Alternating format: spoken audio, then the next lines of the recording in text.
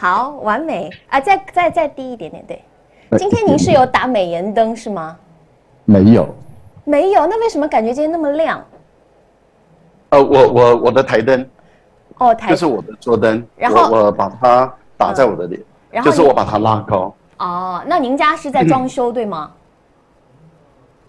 我前妻家，你怎么知道？不是，是不好意思，是因为我上周做节目，我有听到做工的声音。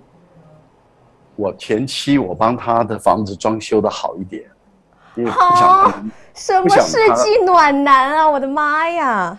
就是不想她住的不太好，然后孩子回来跟我埋怨说，他妈妈都不把房子整理好，然后我就趁他去上海的时候，因为我就避免见面嘛，我就趁他去上海的时候，到他家去看一下，看一下以后就觉得实在是，真的是不到我要的那个典雅的档次。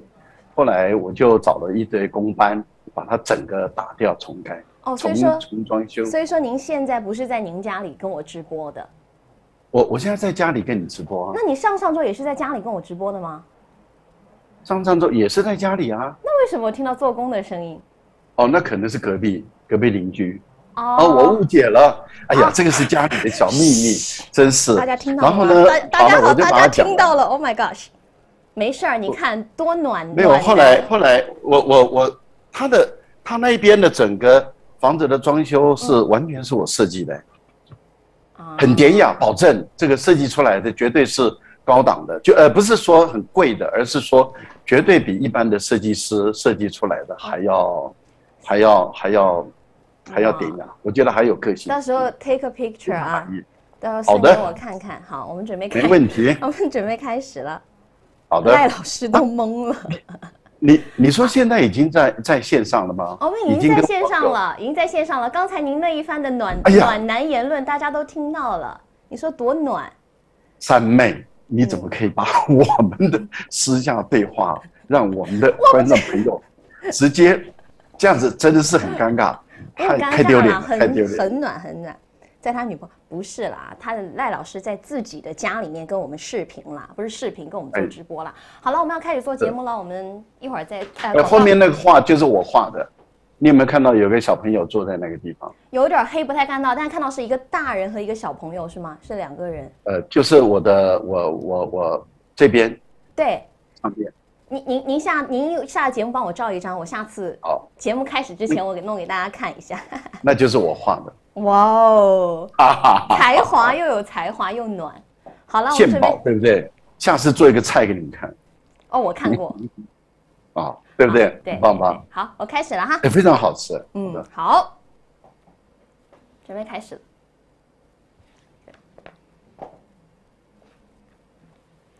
Hello， 大家好，今天是周四了，来跟大家聊聊天。依然来到我们今天的三妹会签歌，大家非常喜欢的赖月谦赖教授又来到了我们节目当中。Hello， 赖教授。你好，三妹，观众朋友大家好。是先跟赖教授报告一下，因为我们现在我周围确诊的人和密接的蛮多的，所以说我现在是一个人在直播间跟您做节目，然后要保重。对，所以说呢，也提醒大家都要保重了。今天也跟大家准备了非常多的话题，想要和谦哥来探讨。当然我想说，跟谦哥的这个会面，我们就做得轻松一点，畅所欲言，想聊到哪儿咱们算哪儿哈。所以说今天要从最重要的一件事情开始聊，就是这个习近平和普京呢有再一次的在俄乌战争之后呢再一次的进行通话了哈。我们来看看这个是北京时间6月15号的消息，根据新华社的消息呢是说，关于在俄乌冲突这方面呢，中国方面的表述是说，以负责任的方式来推动乌克兰危机呢得到结束，中方呢是愿意继续发挥应有的作用。当然，这个是中国方面的表述，大家一听呢，感觉好像就是中规中矩，和之前没有什么区别。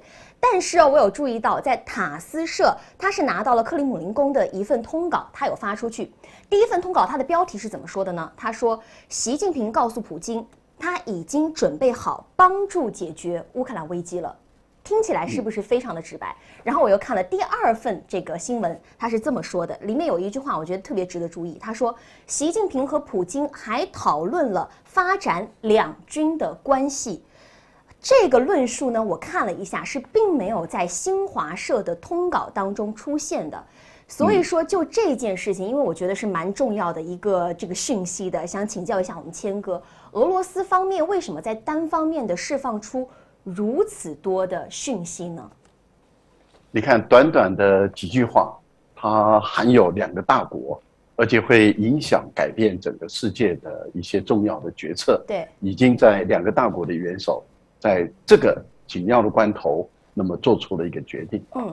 我觉得还有一个讯息，我们也可以去留意的，那也就是说，中国有谈到俄乌的冲突，是非曲直黑白，中国自有定见，所以不是以你欧美的全部都甩锅埋怨责备俄罗斯，中国不吃这一套。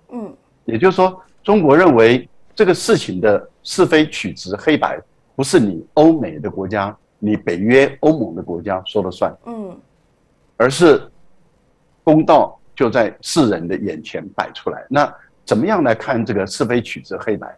就是我们不要忘了，北约原本它应该是一个防御性的组织，而且它成立的时候，它本来就应该是防御性的组织嘛。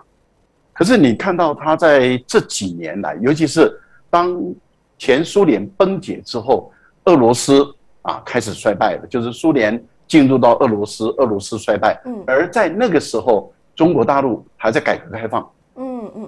所以中国大陆对于军力也好，经济能力也好，科技能力也好，那跟欧美的这个世界还有一段差距。是。所以以中国的实力来说，它没有办法去影响改变整个世界。也就是说，它没有办法起刹车皮的这个作用，因为在那个时候，中国虽然是大国，对，中国虽然是大国，但是那个时候大而弱，还不够强大，所以他没有办法踩刹车皮。那没有办法踩刹车皮的意思，也就是说，他没有办法阻止北约不断的开始改变他的角色。我在1995年、96年那时候刚好在巴黎大学然后我有到北大西洋工业组织去见习。在2000年的时候，又回到巴黎大学去当客座的时候，我也参加过欧洲的防务会议，我就很清楚的知道，他们在经过相当一段时间的论证以后，他们决定北约不但要留下来，而且还要扩张。而且呢，这个扩张就释放出一个强大的讯息，因为我当时在会议内，意思也就是从防御转向侵略了。从95年之后就开始有这样的一个想法了。因为95年是一个关键年，就是95、96年那是关键年，是因为他们在论证前苏联是不是真的弱了，前苏联是不是真的败了。因为他们一直找不到原因，就是说他们一直想要了解，为什么一个这么庞大的一个前苏联，怎么会一下子分裂，然后怎么会一下子好像变成一个弱国？它到底是真的弱还是假的弱？然后他们还在论证，他们一直在论证，因为这是很严肃的事情。那论证了相当的一段时间以后，他们确定俄罗斯衰弱了。好，那就在这个时候，他们开始北约不但不解散，反而要扩张了。是的，因为华约已经解散了嘛，那你北约的任务也应该完成了，你应该解散。结果呢，他们反其道而行。你看，本来北约它的势力范围，或者是说它的活动范围，应该只在欧洲地区，对不对？是。了不起就是东欧跟中欧、西欧的问题嘛。可是你看，从那个时候他们就决定发展到中东地区了。所以2001年美国入侵阿富汗的时候，接着就是北约就接手。北约接手是以谁为主？是以德国为主。德国就负责阿富汗的北部的防务，然后把美国的军力能够腾出来。然后美国的军力腾出来的以后，在2003年，美国就去入侵伊拉克了。所以他入侵完伊拉克，本来是要打伊朗的，因为它形成这个东西夹击，也就是一个阿富汗，一个伊拉克，把伊朗夹在那个地方。接着他们想打伊朗，结果呢，美军卷在伊拉克，然后另外一方面，北约跟美军卷在阿富汗，抽不了身。所以他们本来想说，伊朗打完了以后就要打叙利亚，结果没想到自己深陷泥沼，那么多年出不来。所以这个是完全侵略的行为。中国在研究这个部分当然看得很清楚。你想想看，我在那段时间写了很多文章，我说你北约已经转变成为侵略型的。哇，那个时候在台湾没有人同意我的判断，他们都认为他们是爱好和平的。我说你胡说，我说欧美的国家历史以来他们从来不爱好和平。欧美的国家历史以来，只要他强大，他就到处掠夺世界各国的财富。我说这是西方的文化遗产，也就是西方的文化就是一个霸权的文化。也当它是侵略性的。你看他们做生意也一样哦，一旦他占优势的时候，他对你是毫无情面的，唯利是图。可是等到你强大了以后跟他对抗，他只相信力量，只相信权力，对，他不相信道义的。对，那所以说时间又前进到了现在。你说中国在之前是大而弱，没有办法起到刹车碟的这样的一个作用，看着这样这个一直东扩。那么现在是中国可以起到这个刹车片的作用。在这一次的俄乌危机当中，因为2月份刚刚开始，俄乌战争开始的时候有通过一次电话。那么现在，因为我去看了一个最新的消息，今天是6月16号，他说有德法意的领导人会再一次的出现在基辅。有人就说这个讯号是干嘛呢？是要去劝乌克兰你要停火了。中国在这个时候跟俄罗斯普京这样通电话，是不是这是一个好的时机？中国要进场开始斡旋了，起这个刹车碟的作用呢？我觉得因为现在欧洲跟北约的英美，就是盎格鲁撒克逊族，跟这个欧洲的拉丁族、日耳曼族彼此之间是有矛盾，而这个矛盾已经开始浮现出来。也就是说，盎格鲁撒克逊族他们还是主张继续提供乌克兰所需要的经费还有武器，而且是很有可能会走在关键的节点上，因为美国或者是英国很有考虑提供给乌克兰更强大规模的杀伤性武器。那来延续这个战争。关键的节点是指，也就是说，如果你看如果这个战事能够拖垮俄罗斯，能够打垮俄罗斯，因为他们一直在分析俄罗斯到底现在还能不能打。那这是两派说法。一派是认为说，俄罗斯为什么会使用这个2战时期的陈旧的炮弹去轰炸乌克兰？而且那个炮弹是30-40年前、50-60年前的炮弹，怎么会用那个这么旧的炮弹去轰炸乌克兰？那是不是因为它的精确性的制导的这些导弹已经没有了，库存已经没有了？然后第二个，他们会去看，那俄罗斯为什么没有办法再制造？那会不会是晶片的问题？那因为他要求台湾韩国欧洲、美国等这些晶片的强大的制造能力的这些工厂，不可以把晶片卖给俄罗斯。那俄罗斯没有这些晶片，它如何能够做出这些精确制导的这些导弹？唯一能够供应它的，其实只剩下中国大陆。因为它的那个晶片不像我们的手机，我们的手机的晶片要很小，对，所以我们要5奈米、7奈米吧。对，7奈米、5奈米，就是很小的这种奈米。所以你看，为什么华为就会受伤了？就是因为手机的可是导弹的晶片不用那么小。那也就是说，中国大陆的这个晶片的制造能力是满足军事的用途的。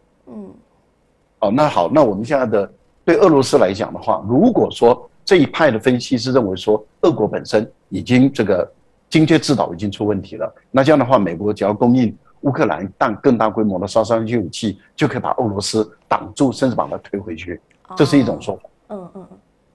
但是对于另外一种说法，像基辛格认为说，俄罗斯是不会战败的，因为它是一个耐久战的。也就是说，对俄罗斯来讲，打一个5年、10年、20年的战争，这个是在它的历史中是经常出现的。不管是格鲁吉亚，或是车臣或者是阿富汗都打了10年了。对。然后普丁特别讲到彼得大帝，打了20几年的战争。那也就是说，俄罗斯在释放出来是说，即使他的武器落后了，或是它的这个精确制导有问题了。但是问题就在于，它是会耐久战的，它是顽强的。那这样的情形下，你想这个战事在欧洲一直拖下去，伤害最大的是欧洲人，而不是美国、英国。所以说，他们不断的在西方有一些您刚刚讲到的昂格鲁萨克逊的一些民族，他们不断的在提供武器，是他们现在有一种判断是说，俄罗斯可能会在这一次的俄乌战争当中被拖垮。对，或者是把俄罗斯削弱，就符合美国跟英国人的利益。可是问题是，付出代价的人是欧洲大陆啊，德国啊、法国啊、意大利啊。你看他们现在的物价通货膨胀到什么样的程度？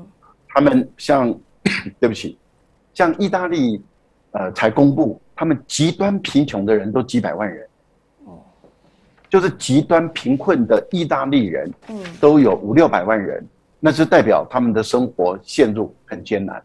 那如果说这个战争再拖下去的话，欧洲的经济整个会被拖垮，然后欧洲的内部如果更多的人生活不下去的话，社会的罢工、游行、示威就会不停的在这个整个社会发生，统治者他就显得要治理这些国家会越来越困难。对，所以你看6月16号，你觉得这些德法意这领导人过去应该是去劝泽连斯基要停火的。这个时候呢，俄罗斯方面需要有一个人去劝他，这个时候刚好中国就补上去这个缺口，是也就是说时机。但是重点是在于谁能够真正影响泽连斯基。那也就是如果说对，也就是如果那个后面的那个引武者是美国，而美国一直要他打，那你想为什么之前的马克宏每一次劝和，然后呢动作做很多啊，然后但是问题就在于为什么都劝不了？那如果说今天能够形成更大的力量，能够压住美国，这样的情形对泽连斯基来讲，他就有可能会接受现实。那我们来看看美国拜登在做什么，就是在中国国家主席习近平跟普京通电话的同时，马上拜登就宣布了10亿美元的军援，是的，还有2.25亿美元的人道主义救援。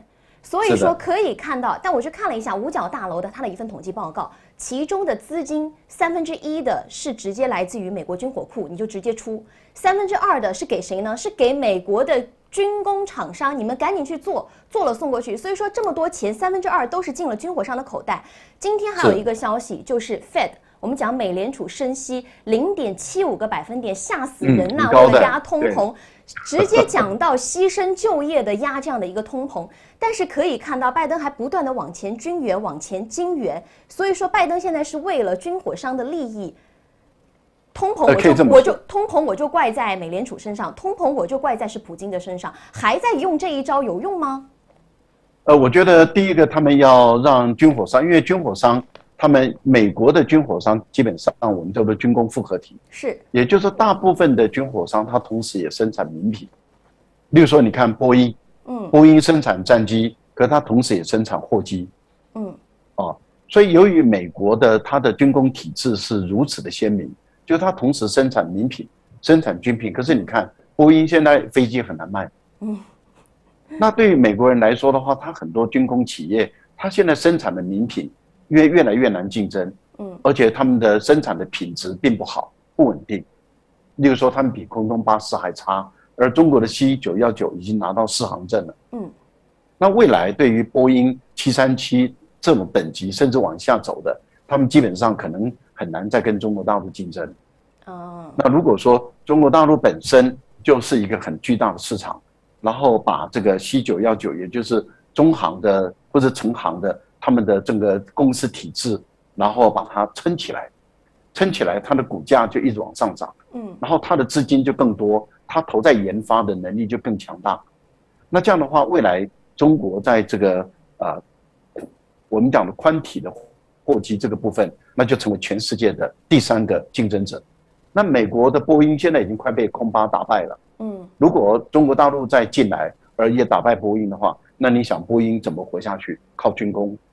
靠军工产品，所以美国的目前来讲，它为什么政府要一直抑制在这个军工产品，是因为这些军工产品在民品方面亏损，然后要用军品方面来补它的亏损。哦，明白了。哦，所以你就可以了解，就是说哦，原来他们在玩这个把戏，然后制造一个理由，就是说啊，这个要援助乌克兰，因为这样的话，美国的老百姓很难反对啊。因为他们的舆论已经塑造成为乌克兰是被压迫者。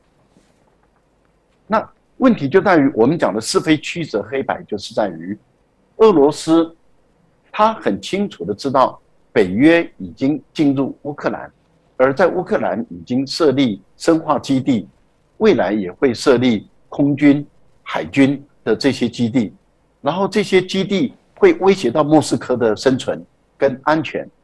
所以对于俄罗斯来讲，他认为你应该要尊重我的安全的生存问题，你不能够无止境的扩张而威胁到我的安全。那因此，俄国的要求跟主张很明白啊，而且是透明的，因为他告诉全世界，我就是希望跟美国能够签安全保障协定，跟北约能够签安全保障协议这样的一个情形，而且保障协议的内容都已经公布给全世界看，就是说这个就是道理嘛。保障协议一签就不会有俄乌战争了，所以说我们就反过去推，这个是最好解决的方法。可是，是美国从来不在美国的选项里。是，所以这个战争的原因不是在俄国要去侵略乌克兰，而是乌克兰甘愿当美国人的棋子，甘愿当北约的棋子，去威胁到俄国的安全。这个才是一个是非曲直黑白嘛。那您看，那中国的立场就是说，我们很清楚知道是非曲直黑白。那你们欧美的舆论那些说谎的，我们不会影响到我的历史判断，我的是非判断。那在这个情形下，中国大陆对俄乌的矛盾的冲突，它有自己的见解，有自己的主张。好，那如果说你今天北约还继续这样子压迫俄罗斯的话，那中国大陆不得不也要出手了。这样的情形，就对美国来讲的话，那就是颠覆性的变化。就所以说到目前为止，我们看到的是中国和俄罗斯方面非常积极的，这次通话应该说是蛮积极的。然后法国、意大利、德国方面也是蛮积极的，但是最终还是要看美国，因为唯一能够影响乌克兰的还是美国。是的，就从美国的态度来看，因为我自己的一个想法，看起来有一点点，拜登想要抛弃泽连斯基。怎么说？您看拜登为什么会讲说他都不听话？他不想听。我已经跟他说，就是拜登不是说我已经跟泽连斯基说，那个俄国会打乌克兰吗？然后他说那但是他都不想听啊。拜登确实有这么跟他说，但是他说泽连斯基不想听是谎话，拜登是公然说谎。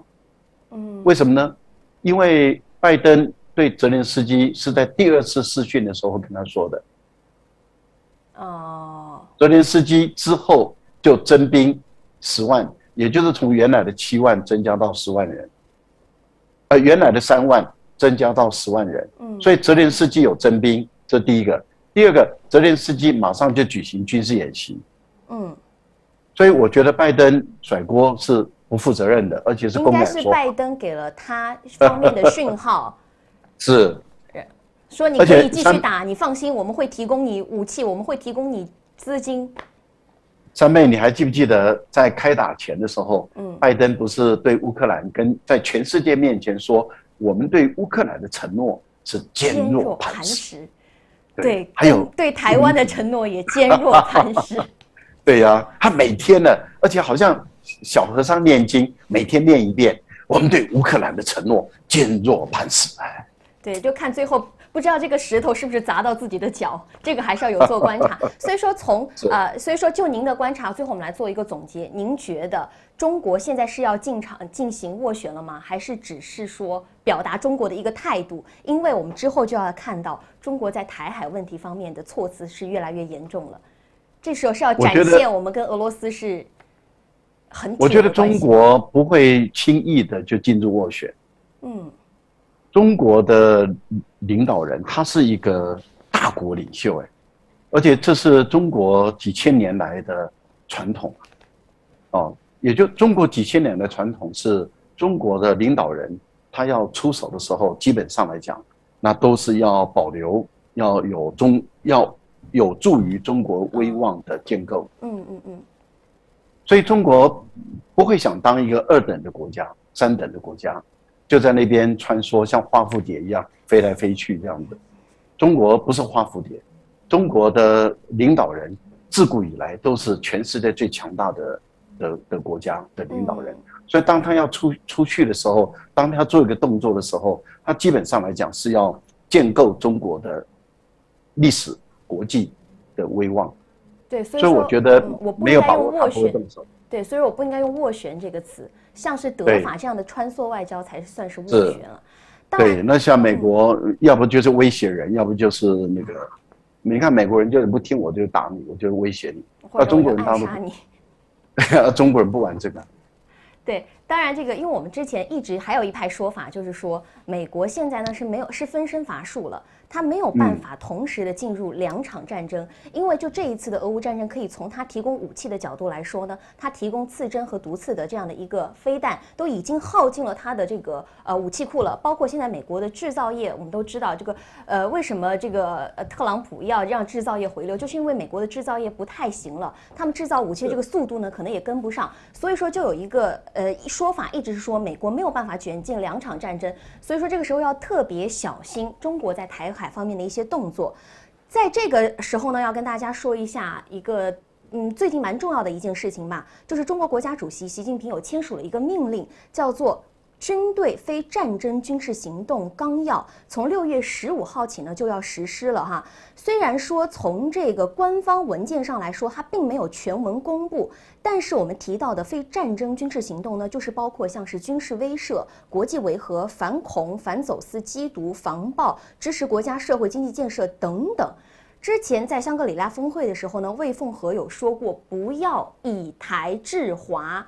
同时呢，可以看到习近平主席就出台了这样的签署了这样的一个命令，是不是口头上对你进行一种警告，还是说有境外评论说，习近平呢是打着反恐反击罪名的名义要进攻台湾了，借此用这个来做铺垫，绕过国际上对他的一种制裁呢？这样分析站不住脚啊！怎么讲？军人什么时候可以开火？就是军人，他最主要就是使用武器嘛。他是使用武器的专业人士。但是问题就在于，他什么时候开火？这个开火的决定权，他一定是要听指挥，也就是军人的一切行动都是听指挥。那这个指挥官，他本身是如何来决定他要下令开火？那如果说层层的一定要到这个3军统帅的话，那缓不济急。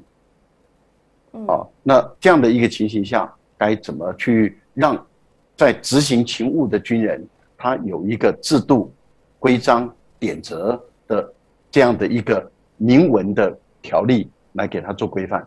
说你在于什么情况下，然后经过你的军事指挥员跟政治指导员还有法律顾问等相互协商之后，那么你们可以在什么样的情形下，那么下令动火，然后做危机的管控跟军队职务的实行，对不对？就是您刚刚讲的，例如说维和，维和如果你受到人身安全或者是对于秩序失控的时候，你什么时候可以开火？好，我再讲一个例子。好，例如说，以美国之音，这是美国军方的一个宣传口啊。喉舌。他在1月20号吧，应该是1月20号，他本身就讲了一个故事。这个故事就跟跟中国的海军上校在前段时间，大校还上校他前段时间讲的说，在年初的时候，解放军在西沙群岛跟外舰3艘。有过47小时的盘斗，对，您记不记得这个？记得。然后他们说，我们的鱼雷的电缆线都接上去了，然后火控雷达都已经准备要开启了，然后我们的主炮跟副炮都已经开始在待命了。但问题就在于，当你这一些作战武器都在待命的时候，最后是谁决定你可以开火？应该是最高的3军统帅。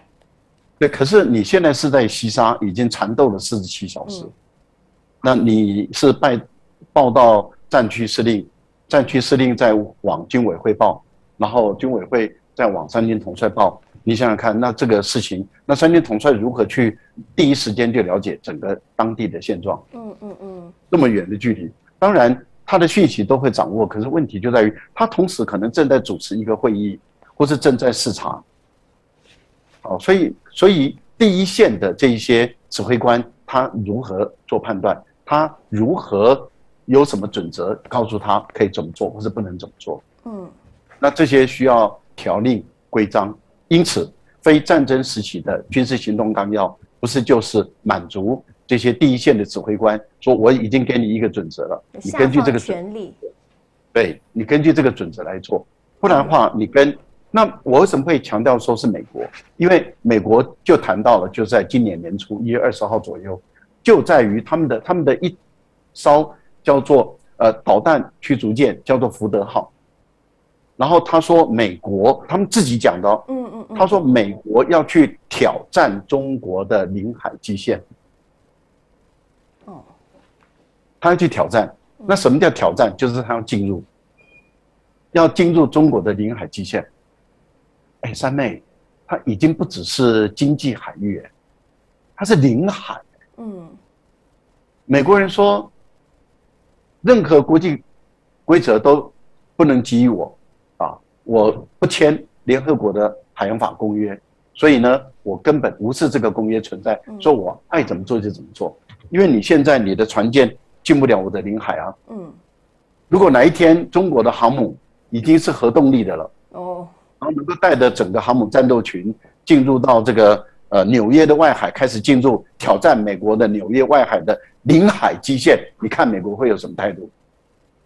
那现在没有任何国家可以把他的航母战斗群拉在美国的纽约的门口啊，所以美国他就跑到你家的门口说，我要挑战你的领海基线。那对于中国来讲，你南部战区的海军，你的使命职责就是不让他穿越，所以就不断的纠缠嘛，不断的纠缠。可是你不能动火啊，因为你没有这个规章。所以如果打到一个程度的时候，假设对方已经准备要动火，那你可不可以动？所以这个部分里面，就是你要有一个规章嘛。好，那为什么会选择在6月13号？因为之前中国我看一直官方都有在说，台湾海峡不是国际海域。那为什么是在6月？那为什么也是在6月13号宣布？是因为香格里拉峰会。香格里拉峰会的时候是6月10号，是魏凤和跟 Austin，是在6月10号会谈。但是为什么会谈之后，中国已经把他的底牌亮出来了，就是搞分裂就打。对，其实简单话就是这么说了。对，搞分裂就打。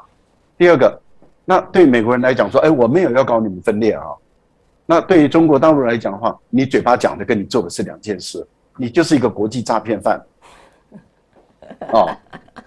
那你就是一个典型的国际诈骗犯嘛，因为你到世界各地都在欺骗人嘛。因为你们的文化、你们的教育，就是告诉大家说，你就是要当国际诈骗犯嘛，这是有依据的。这是庞贝奥在演讲的时候亲口讲的。庞贝奥对于美国人演讲的时候，他亲口讲啊，我们欺骗，我们掠夺，我们偷窃，我们是透过这些东西获得国家利益。他直接讲，而且他很光荣，所以这是美国的政治文化，他就是国际诈骗犯贴在脸上而感觉光荣。好，那因为是国际诈骗犯，所以每天头发都要像我这样梳得很油亮，然后喷古龙水，然后就这样沾一沾，古龙水这样沾一沾，这样哇，好香好香。自己沉醉吗？但您不是。对，就是我自己沉醉了这样。然后呢，看起来我是 gentleman， 对不对？然后我到处去欺骗人，然后到处去威胁人，到处去要制裁人。你只要不听我的，不顺从我，不满足我的利益，我就要欺负你。好，然后要不我就是骗你，我东骗西骗。好，这样的一个情形下，您想想看啊，就在6月13号，因为时间差，苏利文跟杨洁篪是不是在卢森堡会谈？是。那欧洲跟亚洲的时间差6个小时。那您想，这一些大量的讯息都在6月13号的上午公布，而美国一定会收集到这些情报、这些讯息，马上传给苏利文。请问苏利文有几个小时去反应？他那时候还在睡觉，那是半夜，没有多少时间反应。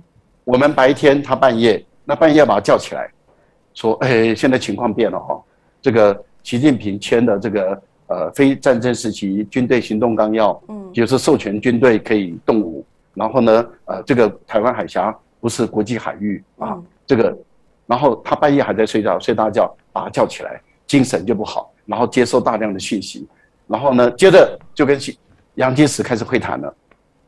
那杨洁篪会谈的时候，是不是就好好的来跟你谈台湾的问题？对，我就会发现为什么就没有这些讯息的出现，在他们的这个对谈当中没有交锋，但是在之后，那个苏利文有接受一个电视台的访问的时候，口风就开始非常强硬了。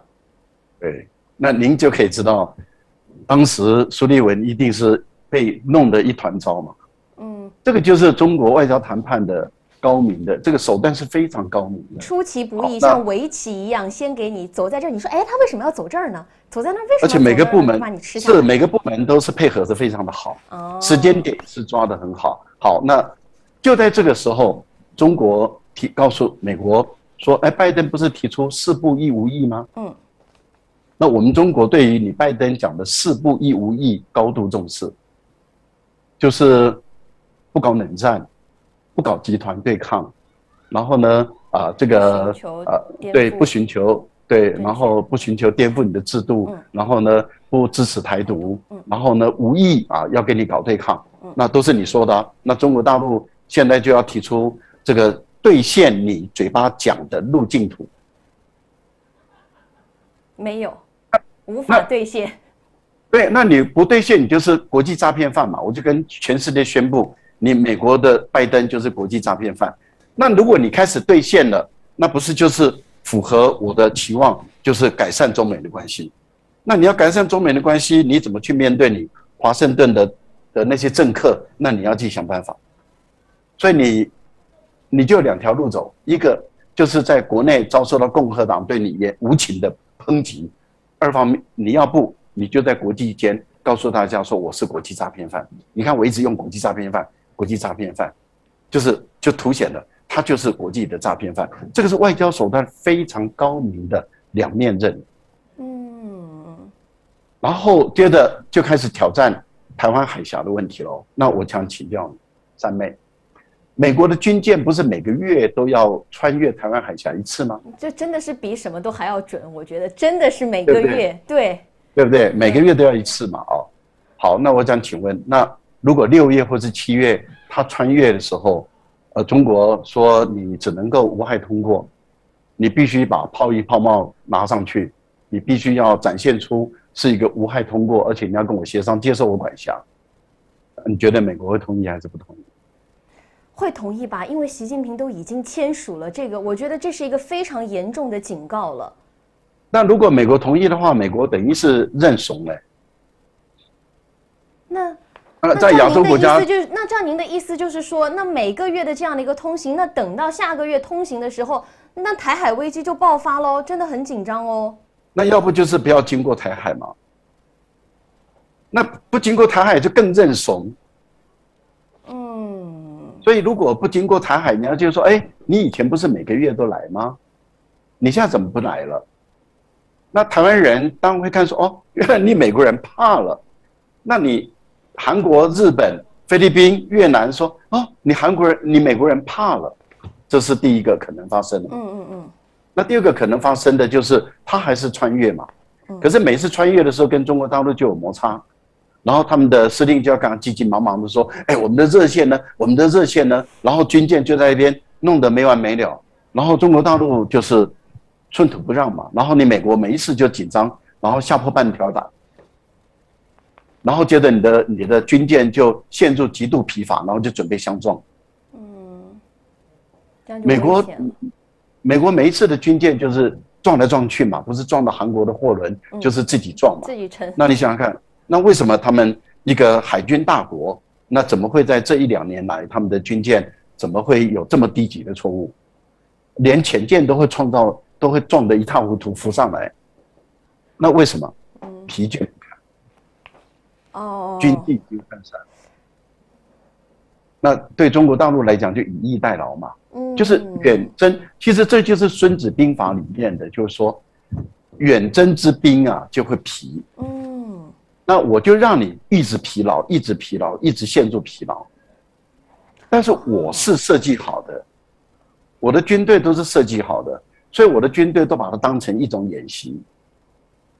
但是呢，美国是被遭遇的，美国被遭遇的，他就不断的，到最后他就疲。就是我疲你之兵嘛，那兵疲如何还有士气？对不对？我觉得这是一个孙子兵法跟一个战略的高度运用了。所以说您觉得美国还是会照例每月1次的通过台湾海峡，保证它的自由航行？但中国为什么在这个时候习近平签署这样的一个命令，就是我要吊着你，我要让你疲，我要让你累，因为反正你在我家门口，我不用动用太多的精力。三妹如何练兵？找谁练兵？解放军很多年没打仗了。那怎么让解放军学会打仗，或是恢复以前的打仗能力？特别是海战，你当然要找最强的人来练兵嘛。你怎么能够找一个最弱的来练兵呢？那你当然要找全世界最强大的海军大国来练兵嘛。当你能够从这个找最强大的海军大国来练兵，练到18般武艺以后，你那些英国来的、德国、法国来的、荷兰来的，跑到日本去游来又游去的，那就是小 case 了，2、3招就把它解决了。所以对中国大陆的海军练兵来讲，当然要找一个最强大的海军来当火把来练嘛。更何况他没有准备好要跟你全面性的大仗，既然没有准备好要跟你全面性的大仗，那我已经知道你的底就是没有准备好要全面性的大仗，所以一定是小摩擦、小冲突。但是对中国大陆来讲，这个小摩擦、小冲突的这个损失，这种是可控管的。那这种可控管的，但是却提升我的军官、士官、士兵他们的做海战、操舰，就是操纵船舰的这个作战能力，还有战术，整个可以在这个海域的过程中去掌握美国的海军战术是什么。然后在不断的缠斗的过程里面，去观察美国他们的，因为美国是一个熟练的海军大国嘛。那你不找一个熟练的海军大国来练你的刀锋，那你怎么知道你的刀锋值几两重？而且从练中才能够学习，就是才会真知，对，才会知道自己不足。然后军官、将领、士官、士兵才会知道说他还要在哪边加强。我如果是你们的领导人啊，不是，我不能这样讲。我如果是这个解放军的那个，我一定是来操兵的。实战的。对，一定要操兵，而且要不断的练。所以不要怕摩擦，不要怕战损，这是为未来的整个作战能力而考虑，千万不能够怕战损。对，因为这个非军事行动的纲要，它签署的时间非常的微妙，就像您刚刚讲的，大家都会把它联动成跟台海是不是要有关系了。其实如果说刚刚这个谦哥讲了那么多，我真的是觉得书读太少了，真的是。原来中国是在下一大盘棋，这个时候呢，对于中国来说，操兵演练有一个那么好的一个对手，在你的免费给你练，然后免费三妹，你刚刚讲的很棒一艘军舰、一艘航母出来都多少钱？几十亿上百亿这样花费免费送给你让你的这个战轰机去练试打，然后让你的船舰跟他练对抗。这个多好啊，免费的。对，而且因为我看这个非战事军事行动纲要，虽然说中国这样刚刚签署，其实在其他国家他们都有，也并不是一件非常值得稀奇的事情啦。是的，大家还是不然的话，美国怎么跟人家作战？你说是，所以说大家还是有些时候就是也不要想得太紧张啦。所以我才会说，所以我才会说，他们说签这个是要来对台动手，我说这个简直是笑话。好，因为时间的关系，我们先休息一下好吗？好的，一会儿再见。我们先进一小段广告哈。上周的时候上周我们节目首播的时候，大家因为那天我们是录播嘛，记得吗？其实我们也一刀没剪，直接隔1个小时就放上去了。所以你说我们现在是直播啊？我们现在是直播啊。我们上周是录播的嘛？OK， 您记得吗？然后但是有朋友就 donate。有一个 WGO 也是我们的这个忠实听众啊，他说，他当时 donate 的内容是巴铁总理罢免，中国不出手，周边小国看在眼里。大陆既然和俄罗斯都说要反对霸权，为什么还在畏手畏脚呢？请问教授，这是不是自相矛盾？还在等什么？是等几个月还是几年呢？巴铁的内部的总理被罢免，他们是内政，你绝对不能干涉，你干涉一个国家的内政，这就是霸权，你以大欺小，而且是他们自己本身的内部的宪政的问题。是，例如说现在被罢免的，他现在在组织他们的另外一个势力要反扑嘛，但是你不能够随便就进去干涉他们，更何况巴铁他们的不管任何一个首相上来的时候，你看。罢免原来首相的那个新首相上来的时候，他也一样，马上就宣布，他跟中国的关系很好，这绝对没有改变。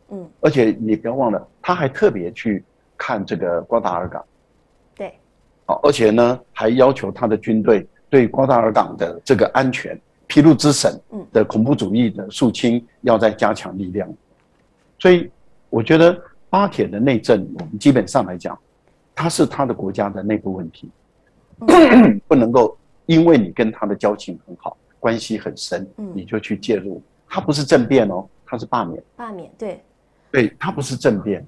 即使你看中国跟缅甸的关系也很好，缅甸也那他们发生了政变嘛，但是中国也不会去介入他们的内政，只是会关心，然后驻缅甸的大使会去了解状况，然后基本上来讲就是阻止，例如说。政变之后的屠杀，你看没有发生屠杀，人道主义的那种。对，人道主义。像泰国也发生政变嘛。泰国现在这位总理就是军人出身的嘛。对。但是你看，这个中国也是一样的一个方式来处理。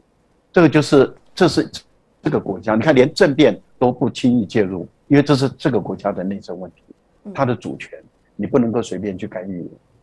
那我们要注意的只是说人道这个部分来说的话，除非你联合国授权的维和行动，不然的话，你单一个国家不能够就自己决定我就出兵去平乱。但是如果经过联合国裁决，说你派维和部队，而这个维和部队请中国大陆帮忙，那中国就可以根据联合国的这个安理会的决议，把维和部队派进这个泰国来去维持秩序。海地就是这样子啊，对不对？所以我觉得。在这个部分里面，还是要谨守这个国际规则。对，就按照中国一贯的说法，历史经纬和是非曲折了。是。好，这个军范谢谢你的抖内啊，他说想听三妹唱王心凌的《爱你》和赖教授跳刘畊宏的健身舞。谁的健身舞？刘畊宏，您知道吗？跳那个。刘畊宏是。最近这个上海不是封城嘛？刘畊宏就在家里面直播。跳健身操是一个这个台湾的演员，之前好像是一个，然后在大陆。刘畊宏是台湾的演员，对，是演员，跟周杰伦关系很好。您如果问我演艺人员的话，我这方面就显得大概幼稚园程度。王菲知道王菲知道，她的声音像云端在飘一样，好好听。谢谢 Audin Sam 你的 donate， 他上周说祝谦哥三妹还有 BNE 诸位员工端午节佳节愉快，祝大家身体健康，谢谢，平安顺遂，谢谢大家哦，谢谢大家的这个支持。三妹，大家在等你唱歌，唱王菲的歌。唱王菲是我不是唱了吗？我在上节目之前我在那哼，赖老师有听到，我就不。而且你唱得很好听。你唱得很好听，你应该跟观众分享。赖老师，你知道你就是那种鼓励型的家长，就一定是那种鼓励小朋友的那种，就不是打击型的，赏识教育。你一定是一个赏识教育的爸爸。小孩不能打击，是不是？所以您的小孩都是就开开心心的嘛，就是就是要宠，好，要宠，对，要疼，但是要教，教养一定要好，品格要端正，这一点绝对不能放松，啊，对，是。来，我们谦哥的育儿经之后，在广告期间再跟大家再聊了。我们还是继续我们的节目，最后一段我们就从那个尤熙坤的这个说法开始聊起吧。别笑，先别笑哈，我们先进入这个下一段。Hello， 大家好，欢迎大家在广告之后呢，继续锁定我们的三妹会谦哥啊，继续我们的话题的讨论。最近还有一个非常热的一个话题呢，想跟大家来聊一聊，就是在6月12号的时候，台湾立法机构的负责人尤熙坤呢是声称，台湾研发的这个云飞导弹，就台湾叫云峰飞弹嘛，台湾叫云峰飞弹，可以打到北京，而且叫嚣就是说大陆你不要杀敌800，自损1000。这个口气特别大，但是2天之后，我们看到他立刻就打脸自己了啊！他说，他演讲的时候要表达的呢，主要还是和平，大家才会幸福。军事方面我不是特别懂啊，所以说我又想问从2个方面来请教一下我们的谦哥。第一个方面军事，他有提到说云峰导弹，他说已经量产了，有没有量产我不知道，想请教一下谦哥。还有一个，就连我这种军事小白、才疏学浅的人，我都知道。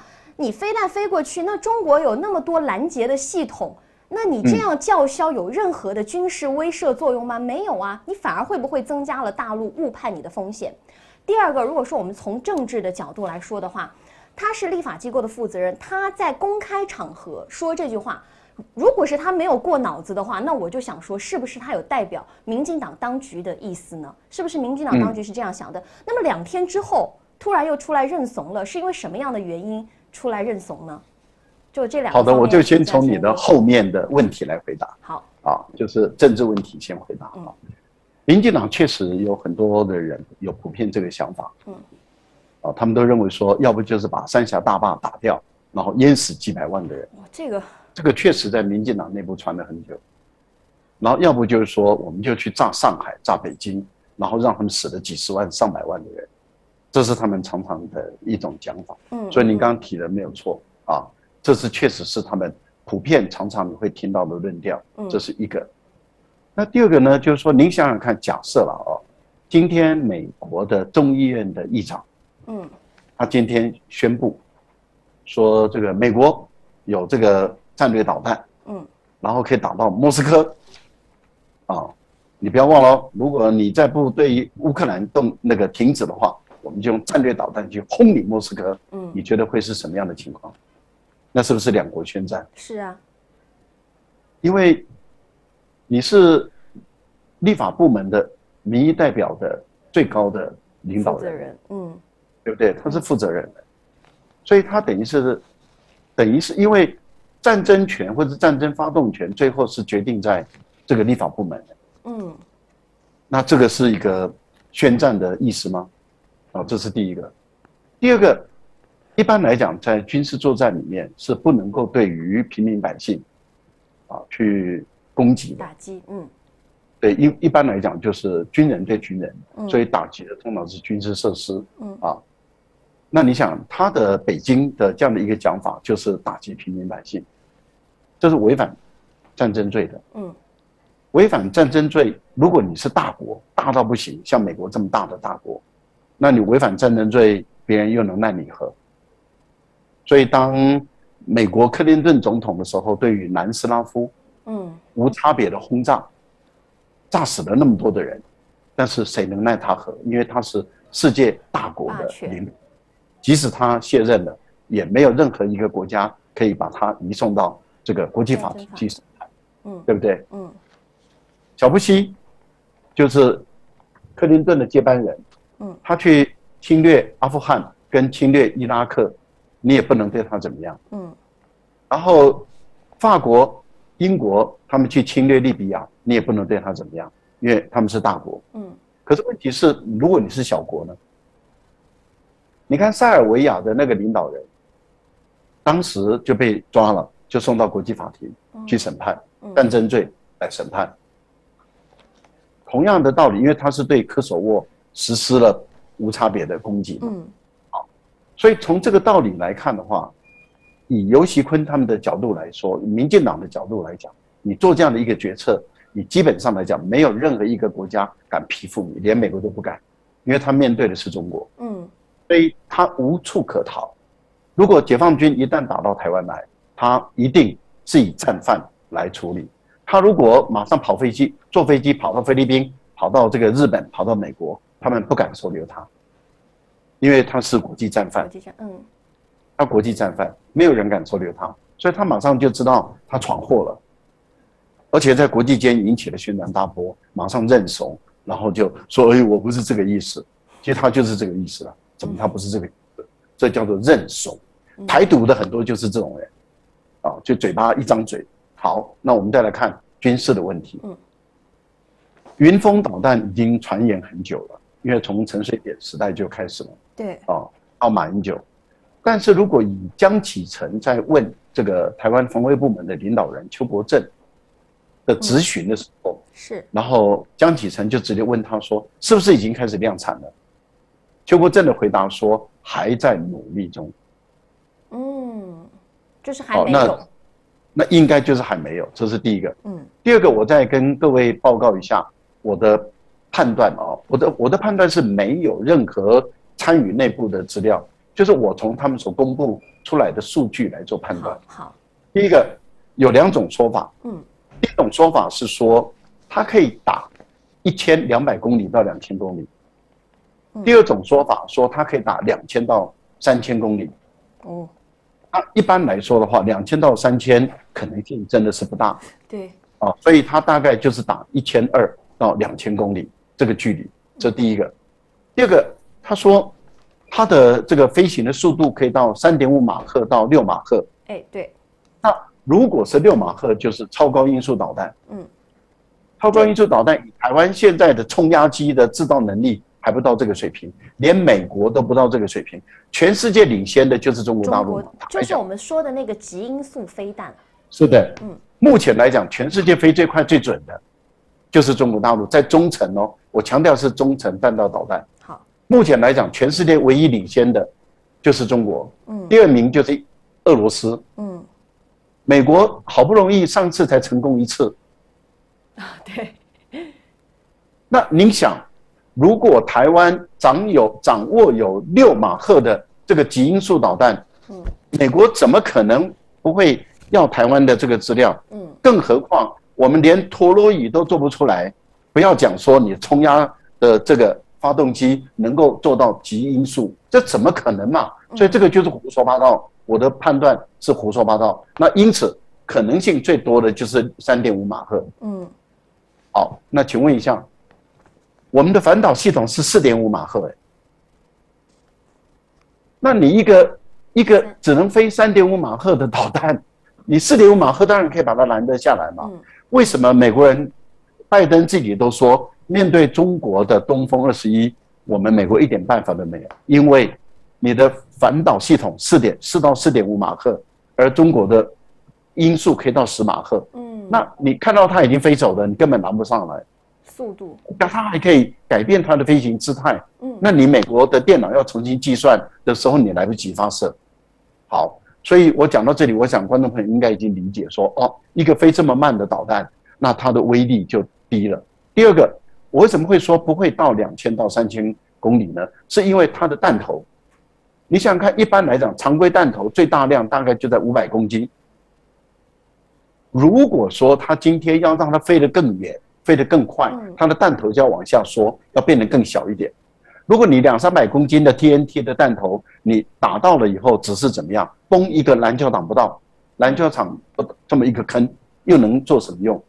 那也就是说，它是常规弹头，它不是战术核弹头，它不是战略核弹头。那崩一下，一栋房子崩一个大洞。所以你看，每一次一打的时候都是打一大片呢。所以我觉得，在这样的一个情形下，那怎么会什么杀敌什么杀敌800，自损1000，自损1000，这简直是脱离军事常识的说话。所以我才觉得他一讲这句话的时候，我就觉得他应该多读书，因为大家在全台湾人都知道他书读最少，不是最少了，不是最少，抱歉，就是说全台湾人都知道他的教育受得不高，然后民进党都知道他是一个水牛，没有什么知识的人。我这样讲话是负责任的，因为很多民进党的人都跟我说他是水牛嘛，就是没什么知识啦，很吵啦，就是草根的草。我不是歧视那个乡下人，不是这意思啊。他们的意思就是说，你的意思是想说绣花枕头一包草是吗？对了，就是反正就那个样，大家懂的人自己懂嘛。啊，不好意思。啊，自己懂的人我们谦哥不太好意思这个说的太狠。好的，那我想大概，所以他讲出这句话的时候，在台湾真的是被笑翻了。然后但是也把很多人惊呆了，因为你看胡锡进马上说，那你就国际战犯来处理。对啊。这个就是已经提醒民进党的这些人说，你如果对于大陆的民众，例如说要打上海的说要打厦门的这些无差别轰炸的话，最后都是以国际战犯来处理，没有任何一个国家敢匹负这些国际战犯。好，这个因为时间我看过得好快啊，我们后面好像还有3、4个话题没讲，不过没关系。三妹会谦哥不是只有1会2会，还有非常多会啊，所以说也请谢谢大家支持我们的节目，请大家多多帮我们按赞、分享、开启小铃铛。今天就特别感谢教授啦，特别感谢我们的谦哥，谢谢，我们就下次再见喽。谢谢三妹，谢谢我们的观众朋友，下次再见。好，拜拜。谢谢大家今天的这个收看哈，当然也非常感谢大家这个在 YouTube 上面跟我们互动。每次跟谦哥聊的时候，我就觉得就是不断的在吸收新知识，然后时间就过得特别快。今天其实我们还有准备一些话题没有讲到，但是没关系，还是有非常多的时间来跟大家做一些分享的，请大家继续锁定和支持我们的三妹会谦哥，我们就下周2三妹说亮话再见喽，拜拜。好，谢谢大家，谢谢大家 YouTube 的朋友们，谢谢大家的支持。今天我们突然多了一场直播，没想到吧？好，也这个辛苦大家帮我们按赞好不好？这个冲破一下黄标，我们就周2三妹说亮话再跟大家再见好不好？然后下周5呢有大家非常喜欢的郭正亮教授，还有大家敲碗的雷倩倩姐，所以说下周5也要锁定我们的加料版，我们就下周2再见喽。